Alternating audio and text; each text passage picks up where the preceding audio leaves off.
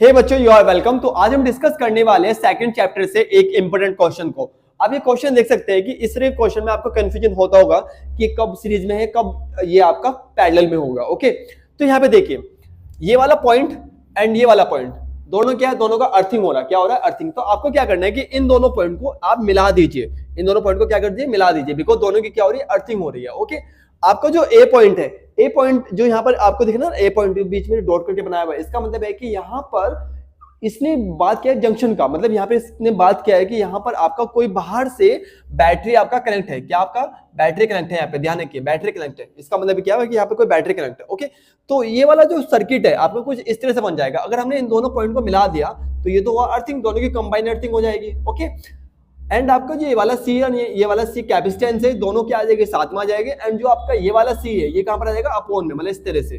तो कुछ इस तरह का हमारे पास सर्किट बनेगा। ये आपका क्या, ए पॉइंट। तो यहाँ पर आपकी अर्थिंग हो रही है। अर्थिंग का मतलब होता है वोल्टेज कितना आपका, 0 हुआ। एंड इस पॉइंट का, जैसे मैंने बताया, ए पॉइंट का यहाँ पे मतलब है कि बाहर से हमने क्या लगाया, बैटरी लगाया, मतलब वी वोल्ट लगाया।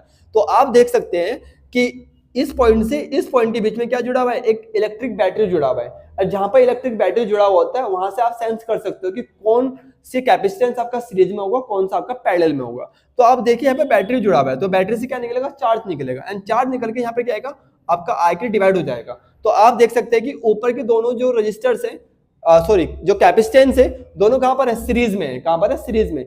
और ये नीचे वाला जो कैपेसिटेंस है वो किसमें, वो पैरेलल में है। तो सबसे पहले आपको उसको सीरीज में ऐड करना पड़ेगा। एंड सीरीज में कैपेसिटेंस का फॉर्मूला क्या होता है, दो कैपेसिटेंस का, C1 into C2 upon C1 plus C2। तो C1 का वैल्यू क्या है, C, C2 का वैल्यू भी C है, अपॉन में C1 plus C plus C। Okay, तो क्या हुआ, C स्क्वायर अपॉन 2C। एक C से C कैंसिल, तो क्या हुआ बच्चों, C अपॉन 2।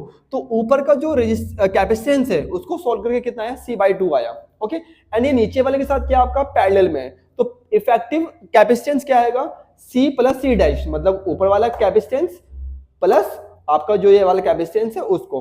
तो C प्लस C डैश, तो C डैश का वैल्यू कितना है, C/2, तो C/2 प्लस C।